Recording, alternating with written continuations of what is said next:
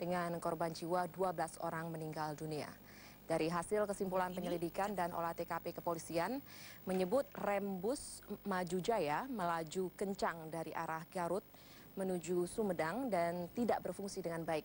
Akibatnya bus tidak dapat menghindari tabrakan yang terjadi dengan mobil truk dari arah yang sama yang akhirnya jatuh ke dalam jurang sedalam 10 meter. Selain rem bus Maju Jaya tidak berfungsi dengan baik, pengemudi kehilangan kendali di tengah turunan tajam dan dengan kecepatan yang tinggi. Bus masuk ke jurang dan menewaskan seketika 12 orang penumpang. Sopir bus sendiri bernama Asep Iwan yang selamat telah ditetapkan sebagai tersangka.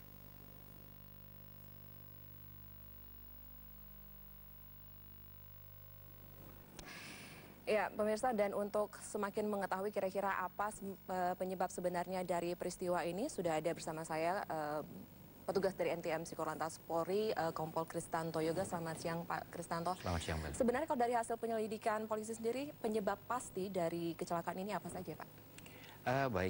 Berdasarkan hasil analisa dari tim Traffic Accident Analysis yang diterjunkan pada kecelakaan di Sumedang yang lalu, untuk kondisi bus Maju Jaya memang ada beberapa faktor yang menyebabkan terjadinya kecelakaan ini. Faktor yang pertama itu faktor manusia, di mana adanya kelalaian dari pengemudi. Ternyata hasil pemeriksaan terhadap saksi maupun tersangka bahwa pada saat berkendara itu si pengemudi ini menggunakan telepon genggam. Itu yang pertama. Kemudian kedua, dia tidak bisa mengendalikan laju kendaraannya. Kemudian dari faktor kendaraan, ternyata adanya over capacity, di mana harusnya daya tampung kendaraan ukuran 3/4 itu adalah 1.350 kg atau untuk 27 orang, ternyata dimuati oleh 39 penumpang. Artinya ada kelebihan 12 orang penumpang yang mengakibatkan over capacity sebanyak 600 kg. Ini untuk segi kendaraan. Kemudian hasil analisa lagi ternyata menyebutkan bahwa rem yang ada pada bus tersebut tidak berfungsi dengan baik dikarenakan itu adalah rem imitasi, tidak genuine part. Oh, oke. Kira-kira itu saja. Tapi kalau misalnya kita lihat sendiri, medan dari lokasi tempat terjadinya kecelakaan itu juga mengambil peranan yang cukup besar ya, Pak? Ya, tentunya demikian karena kondisinya saat itu adalah dalam kondisi turunan, kemudian ada kelokan tajam, di mana kemiringan itu sekitar 7% dan cukup lebih curam dibandingkan dengan yang kasus Cisarua kemarin. Cisarua 5%, di Sumedang itu 7%. Tapi ada perbedaan nggak sebenarnya kalau soal medan ini yang benar-benar hingga membuat sebenarnya wilayah-wilayah tersebut harus menjadi perhatian sendiri untuk para sopir-sopir bus ini? Tentunya harusnya ada rambu peringatan, di mana biasanya ada rambu peringatan atau berupa larangan seperti menurunkan kecepatan pada saat kondisi turunan dan sebagainya, itu harusnya ada di sana. Tapi memang pada saat itu di Sumedang memang tidak ada rambu yang tersedia saat itu. Oke, untuk siang hari ini sendiri apa-apa saja yang akan kita bahas, Pak? Baik, dari berdasarkan analisa, kita juga punya data yang terjadi kecelakaan khususnya di medio 12 di 2012 ini, yaitu bulan Januari sampai dengan Februari tanggal 13. Atau kita menghitung hanya sekitar 5 minggu. Dan kita akan lihat. Ini ada datanya ya. Baik, ini data skup nasional yang dihimpun oleh Korlantas Polri, yaitu mulai Januari sampai dengan tanggal 13 Februari yang lalu. Kita dapat lihat di sini bahwa jumlah kecelakaan lalu lintas cukup tinggi, hanya hitungan 5 minggu ya, itu sebesar 10.169 kasus kecelakaan, di mana korban meninggal dunia sebanyak 1.600, luka berat 2.600, dan luka ringan 7.700. Nah, ini baru hitungan hanya 1 bulan lebih ya, atau sekitar 5 minggu, namun dalam skup nasional. Kemudian untuk data berikutnya yang akan kita lihat yaitu data kendaraan yang terlibat kecelakaan lalu lintas. Di sini tetap faktor yang mendominasi adalah sepeda motor dengan 9.000 lebih, sementara menempati urutan kedua adalah mobil penumpang dengan 1.300 lebih. Oke, sebelum kita melihat grafik selanjutnya ini, Pak, saya punya pertanyaan sendiri. Jika masyarakat melihat ada kecelakaan, karena tadi juga ternyata jumlah dari yang meninggal dunia juga cukup banyak, cukup besar, sebenarnya apa yang harus dilakukan jika masyarakat melihat kecelakaan seperti itu? Kira-kira setelah melapor atau bagaimana? Kita mengenal dengan istilah tindakan pertama pada kecelakaan, dan memang hal ini termasuk salah satu kurikulum yang harus diajarkan kepada masyarakat, baik itu melalui lembaga formal maupun non formal. Tapi yang paling terpenting adalah menyelamatkan nyawa korban. Apakah itu si pelaku termasuk sebagai korban maupun penumpang sebagai korban. Ini harus diperhatikan. Kemudian yang kedua adalah tentunya melapor kepada pos polisi terdekat.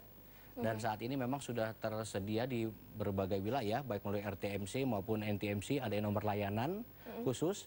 Selain itu juga untuk pihak kepolisian melakukan upaya-upaya preventif, diantaranya dengan penempatan unit-unit, baik itu patroli maupun unit kecelakaan lalu lintas di titik-titik yang kita sebut dalam kategori black spot.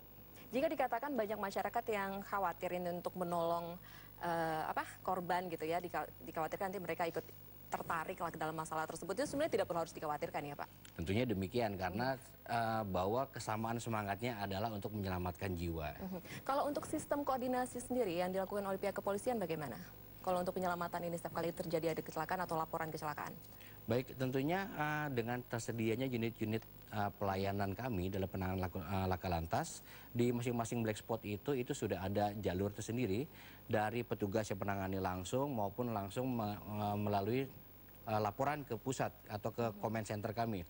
Kemudian juga kami kan juga terintegrasi dengan rumah sakit di wilayah untuk penanganan korban kecelakaan lalu lintas maupun untuk asuransi dari korban kecelakaan. Oke, baik. Sekarang kita lihat grafis selanjutnya ini Pak Kristanto. Baik, dari terlibat kecelakaan, kemudian kita akan melihat berdasarkan jenis kecelakaan. Yang tetap paling tinggi adalah depan dengan samping ya, dengan depan dengan samping saat ini, kemudian depan dengan depan. Depan ini kita kenal dengan istilah adu banteng. Nah, ini biasanya dari dua sisi yang berlawanan kendaraan yang terlibat kecelakaan. Ini penyebabnya kira-kira kenapa Pak kalau misalnya terjadi depan-depan ini? Masih banyak faktor Mbak Elvita, diantaranya konsentrasi pengemudi, kemudian mungkin tidak adanya pembatas jalan atau separator, itu dapat menyebabkan terjadinya kecelakaan ini. Oke, baik. Depan ya. Kemudian kita akan melihat berdasarkan faktor pengemudi. Faktor pengemudi tetap masih mendominasi adalah akibat tidak tertib di sini. Nah, di sini ada tidak tertib cukup tinggi ya, tidak tertib cukup tinggi di sini. Kemudian lengah. Nah, ini. Dan yang lain adalah mengebut di atas kecepatan atau out of control. Di kasus Sumedang Bus Maju Jaya, ternyata hasil pemeriksaan yang tadi saya sebutkan, ternyata si pengemudi juga menggunakan handphone, telepon genggam sama berkendara. Oke, itu juga salah satu yang menyebabkan konsentrasi pengemudi menjadi terganggu. Tentunya ya. Oke, kita ke faktor lain ya. Grafik selanjutnya. Selain pengemudi, kita juga akan melihat berdasarkan faktor kendaraan. Termasuk lagi kembali ke temuan sebagai satu contoh kasus di Sumedang, bahwa fungsi dari rem itu tidak bekerja dengan baik, kemudian sistem transmisi yang juga tidak bekerja dengan baik.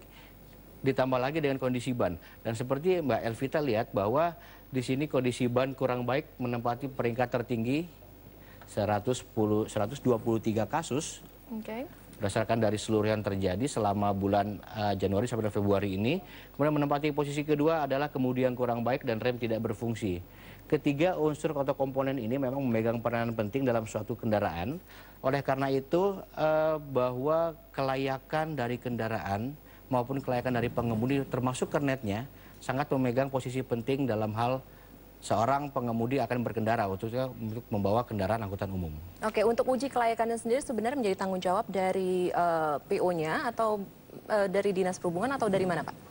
Tentunya untuk perusahaan otobis atau PO juga memegang peran penting dalam hal ini, karena kelayakan dari pengemudi maupun kendaraan itu harusnya ditinjau secara berkala dan ada instansi lain yang untuk mengesahkan itu. Jadi dengan kata lain memang mutlak ya kita mengadakan peninjauan kelayakan transportasi itu ya. Oke, kita lanjutkan ke grafis selanjutnya. Kita lihat ini berdasarkan golongan SIM dari pelaku ya, dari pelaku. Masih mendominasi yang paling tinggi yaitu tidak memiliki SIM. Nah, ini yang menjadi suatu perhatian maksudnya bagi kita semua, bahwa banyak masyarakat yang sudah bisa menggunakan kendaraan baik itu roda 2 maupun roda 4 tapi belum dibekali oleh pengetahuan yang cukup, artinya belum memiliki SIM. Kemudian peringkat kedua dipegang oleh golongan SIM C atau kendaraan sepeda motor, karena memang cukup tinggi angka kecelakaan yang melibatkan sepeda motor saat ini. Oke, baik. Ya, oke, kira-kira itu ya sejumlah informasi kira-kira penyebab kecelakaan. Dan mungkin itu saja untuk saat ini yang bisa kita sampaikan kepada pemirsa juga. Terima kasih Kompol Kristanto Yoga untuk informasinya. Dan pemirsa, kita akan kembali jeda sejenak. Metro Siang masih akan hadir saat lagi dengan sejumlah informasi lainnya.